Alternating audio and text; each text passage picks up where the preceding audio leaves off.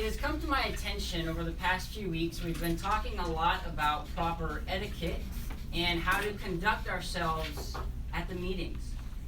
And as someone who's been at Toastmasters now for a few years, someone who's continually broken the rules, I feel uniquely qualified to talk on this topic.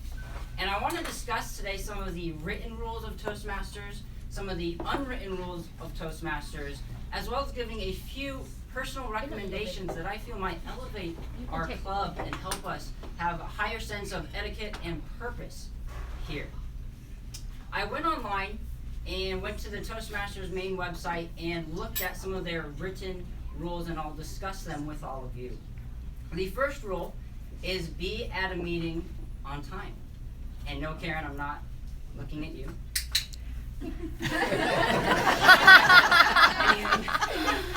Second rule, when speaking for any reason, stand up.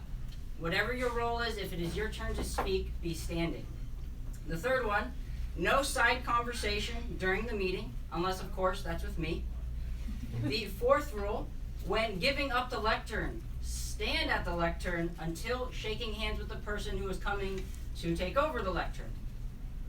Number 5, clap for everyone who speaks always. I'm particularly excited to talk about this today. Kayla, April, you're guests and you're looking at all this like, what is going on? What are all these rules? Yes, we clap for everything. It's the most euphonious sound in the world until it's not. Number 6, there is not a dress code. It depends on the club. Some clubs have dress codes. At Gresham, we do not. However, we do always encourage to dress for the occasion, especially if you are speaking dress appropriately. Number 7, the presiding officer, the Toastmaster, table topics master, and general evaluator are all responsible for being aware of the time and adjusting the time accordingly to make sure that we start the meeting and end the meeting on time. Number 8, attend meetings even when you don't have a role. Pretty self-explanatory. Those are some of the written rules that Toastmaster has laid out there. Now, some of the unwritten rules that they have laid out. Number 1, never say thank you at the end of your speech. That is a sign of weakness. Instead, you can say something like, I'm done. That's all. Or even, you're welcome. Number 3, never apologize for making a mistake. I'm sorry, but that's another sign of weakness. Don't do that. Number 4, try to hold contact for at least 3 seconds. And make sure when you do it that you're being discreet.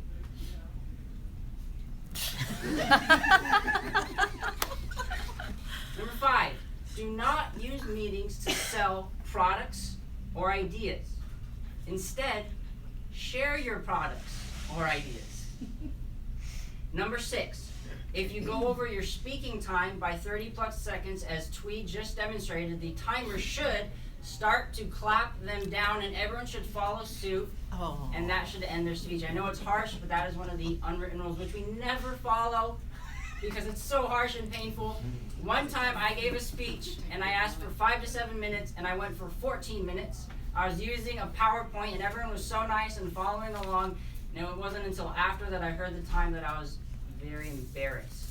It's a painful thing, but it is something that I would encourage that we start implementing to really hone in on following and adhering to our time. Now, those are some of the written and unwritten rules of Toastmasters. However, again, I've been with this club now for almost 5 years, and I feel like there are a few things that we could do to maybe improve our etiquette and the way we conduct our business that might make the club even better. First of all, no one should give a political speech unless, of course, that aligns with my political values. Number 2, ribbons for best speaker, table topics, and evaluators should be recorded during the year. And then at the end of the year, we should host an awards Toastmasters meeting where there should even be toasts and awards given out at that meeting. Number 3, we should host a March Madness style speech contest during the month of March Madness, if you're familiar with that, the college basketball sporting event, where participation is required by every single member, and it will be a dual all-out speech one against one, and we create a bracket, and we can actually bet on the bracket as well. I will be managing money for that and be taking a take of that as well. A percentage. A percentage, yes. Number 4, table topic speakers should use the word of the day, or they should pay a fine of $1, which will go towards the causes deemed most fit by the person who created this idea. Number 5, when a member arrives late to a meeting, the entire room should fall silent until that speaker sits down so that they feel complete shame for being late to a meeting and never do it again. And again, Karen, I'm not looking at you. I have no shame. Number 6, on the meeting closest to Halloween, all members are required to wear a costume, and there are no exceptions. Again, these are just a few of the ideas that we might want to implement to create better etiquette and conduct for our meetings to make them different and more exciting. Again, April, Kayla, our new members, bring your ideas, learn from the written rules and follow the unwritten rules, but also remember, rules are meant to be broken. I don't follow the rules all that often, and look at where it's gotten me.